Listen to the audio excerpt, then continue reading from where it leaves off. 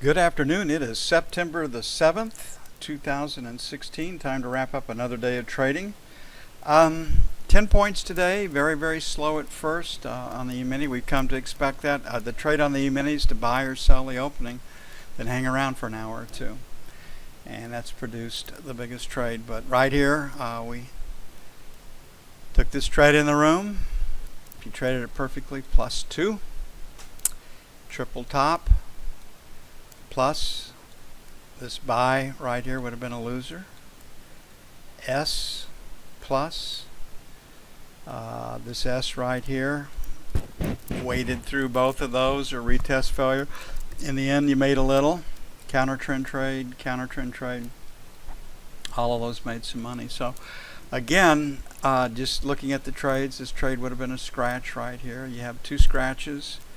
A loser potentially right here, but you did not stop out on that one. That was basically a scratch. So one or two scratches, and it did put some money in the account the old-fashioned way. Slow, right? You got to earn your money, and it takes a lot of time to do that.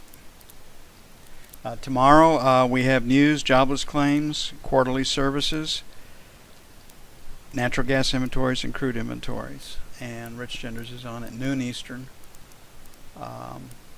For a kickoff for the year for trading crude and gold. The methodology is the same on both, and I don't know which one he'll cover. Probably crude.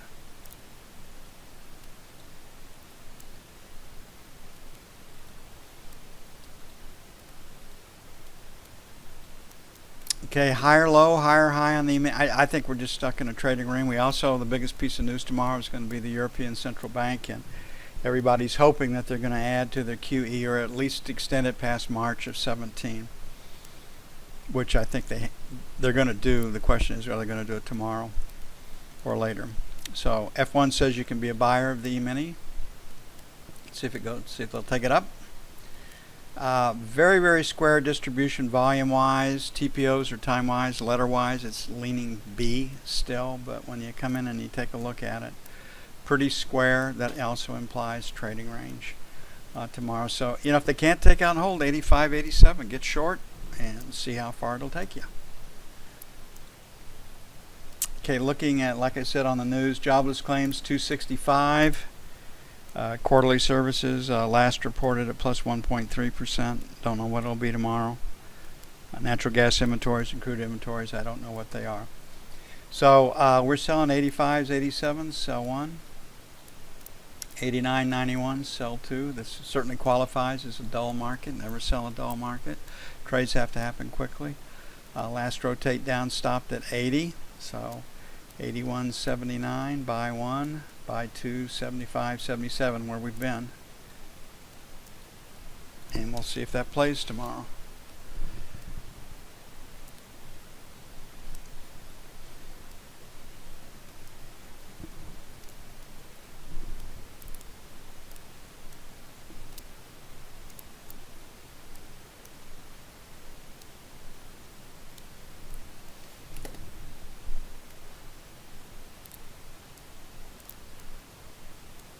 Looking at the 10-year,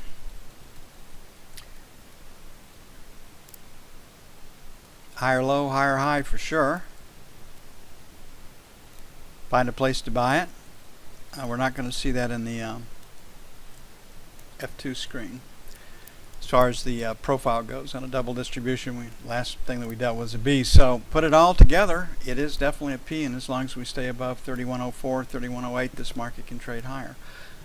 Right here structurally, your sell is at 22. Leaning against the gap will be closed, and I think they are going to close the gap. So, based on a close at 12.5, 15 to 19, sell one. 23, we'll make it 22, 26, sell two. On the buy side, we have a B here, maybe a little bit lower, 5 to 9. And then 29 to 01 for buy two. But we could have the biggest reaction could come early tomorrow before the market opens, when the ECB announces their rate. Then Draghi picks up the mic at 8:30 Eastern, which has moved the euro 1 to 3 points.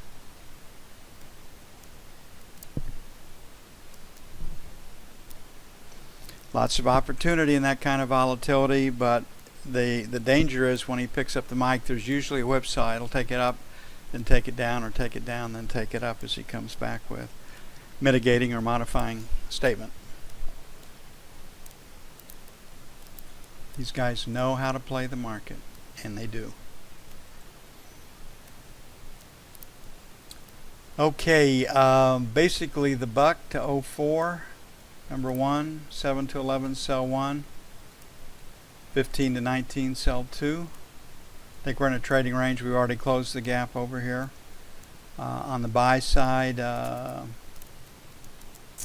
20 to 24 is the first band of support, so 13 to 17 buy 1, 1 to 5 buy 2.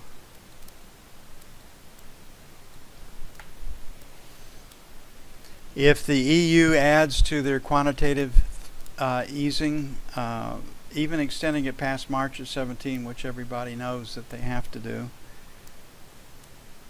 that would be bullish for stocks, and that might impact treasuries.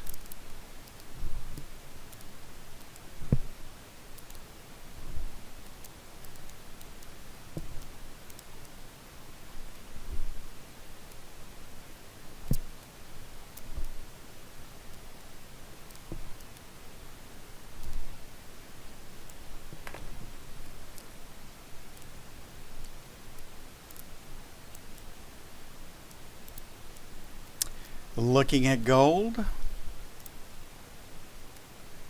higher low, higher high. That high came in the overnight session. Globex. 2 distributions, but we're holding. So I like our 45, 47. If the EU does increase their quantitative easing, gold should rally. Then 40 to 42 for buy 2. If the EU doesn't increase it, it could sell a little bit, but I don't think it's going to break. 55, 57, sell 1. 60 to 62, sell 2.